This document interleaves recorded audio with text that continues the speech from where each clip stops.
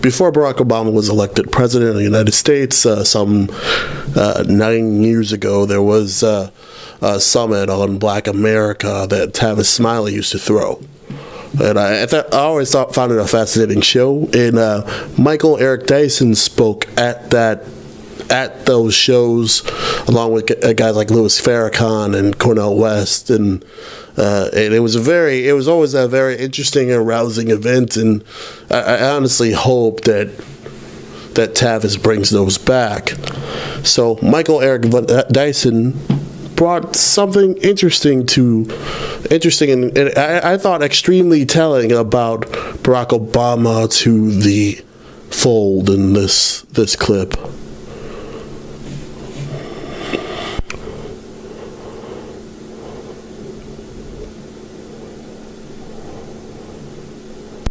Let me pick up the pace, and I'm going to make y'all move a little faster now because we got some time. We've got about an hour and 5 minutes before we get to the questions from the audience. But I want to just start throwing some other stuff at you that's Tavis Smiley. In the first hour of this conversation, in the first couple hours of this conversation, Dyson, you first. What about the notion that Barack Obama is the first black president? He doesn't have to be. We don't want him to be the last. And there's only so far down the field he can push the ball. Maybe our expectations of him as the first are unreasonable. Well, Tavis, that's ludicrous, as Mike Tyson might say. And because everybody, I was the first, so I wanted to be calm and reasonable in articulating my viewpoint. But I'm fired up right now. All right, and I'm gonna just take half a minute more because I want to say this. First of all, he is the first black president, but we got to remember that Jackie Robinson was the first. Jackie Robinson wasn't the best ball player. He was the best ball player suited to exist under the conditions that white folk would impose upon him. So I'm not suggesting that Mr. Obama is not a brilliant man. I knew him earlier than most people in this building, since 91. I was with Obama when most people who were black were with Hillary Clinton, when they were calling him Barack Obama. I knew who he was. I loved him. So I take second seat to no one. I love him. I love him walking down Air Force One. I love how he walks down and hollers at people. I love how he looks at black folk. I love how he looks at white folk. I love how he gives that Negro intimacy that is communicated telepathically. I love all of the symbolic gestures that are articulated from Obama. But at the end of the day, he's Jackie Robinson. I'm waiting for Willie Mays to come behind him because Willie's got a hell of a thing.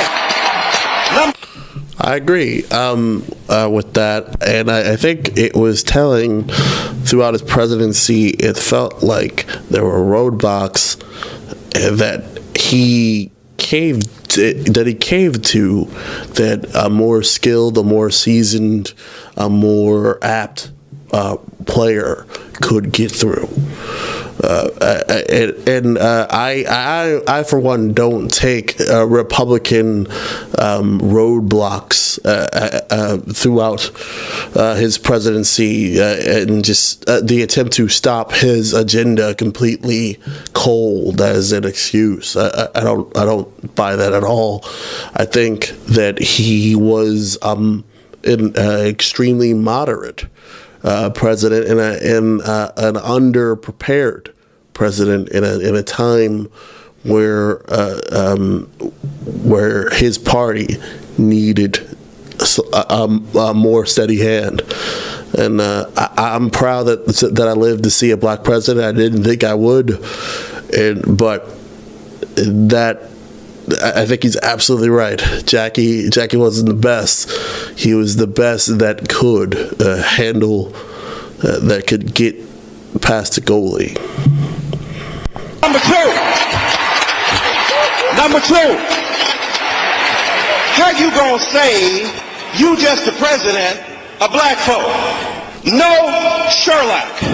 We didn't know that. Of course we knew that. I'm the very person who said he got to holler at white folk and wink at us. So don't tell me that I didn't understand that you had to engage in code switching, which is the predicate for acceptance in the larger circle of white supremacist logic, so that you could then get in with a black voice. But don't get up in there and become who you said you were against to begin with. Your point is that, and I'm not talking about black versus white, I'm talking about right versus wrong. So my point is, you are the president of everybody, which includes me. I am from America too. I'm from Detroit, Michigan. That's in America.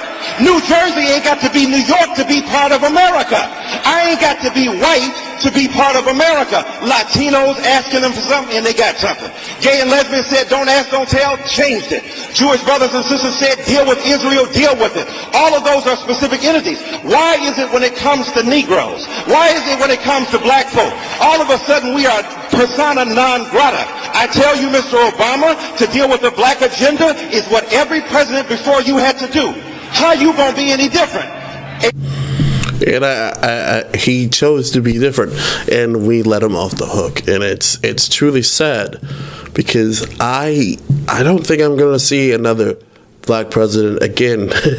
And the opportunities to move the football forward just seem lost. All these other groups had a response from the president. They had movement from the president. We didn't. And I'm incredibly disappointed by that. More from Mr. Dyson. Abraham Lincoln had to deal with race. George Washington had to deal with race. LBJ had to deal with race. How come you the first president that ain't got to deal with race? It wasn't a black president who passed the Civil Rights Bill. It wasn't a black president who passed the Voting Rights Act. It wasn't a black president who passed the Fair Housing Act. It wasn't a black president who dealt with fair housing. It wasn't a black president who dealt with affirmative action. You gonna be like every other president, deal with race. If you want to be great, deal with the Negro question. Now let me say this. Okay, I think Barack Obama chose not to be great because he chose not to deal with that question. And now we're sitting here in the Trump era, and those questions were not only unsolved, they're sort of looming out there. And I don't know if we'll ever get the chance again to have those answered. It's truly sad to me. How you gonna say this? One size does not fit all. When you go to the hospital, some people taking aspirin for hangnails. Some people taking insulin for diabetes. And some people taking chemotherapy for cancer.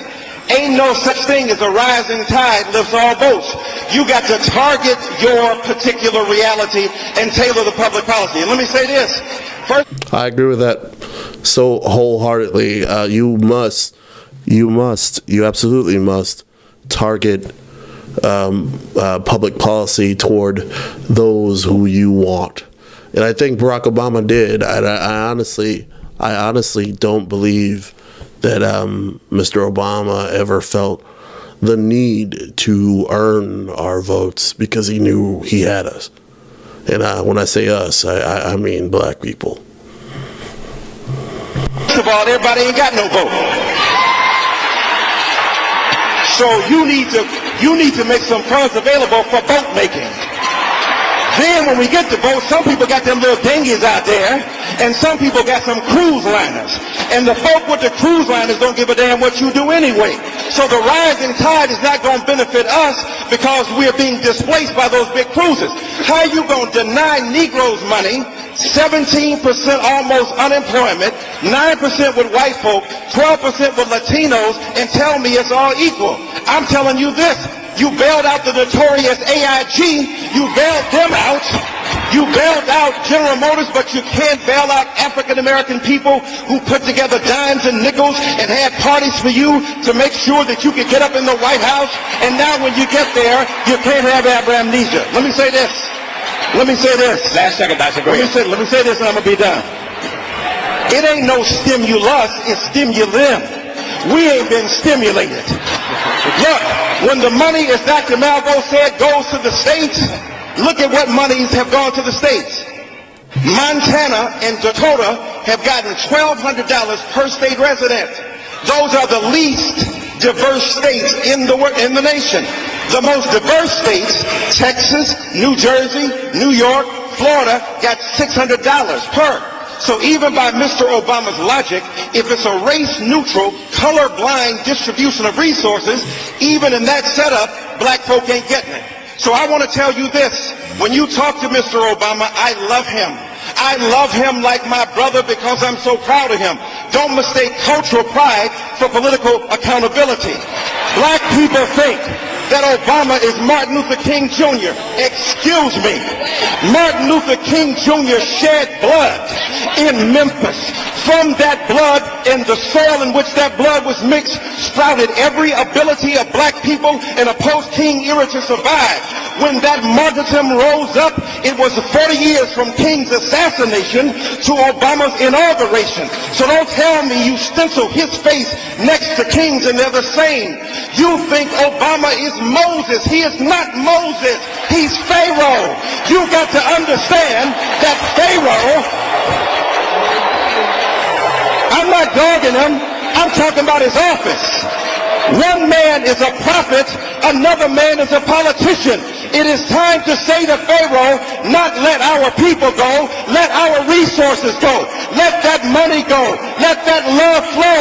I know white folk don't want you to love us, but you came from us. Before they knew you, we loved you. We birthed you. We gave you acceptance. You were biracial, but black folk made you a black man in America. Now represent us. Don't dog us when we need you. We love you. We just want some love back. And he threw us away. And we let him off the hook.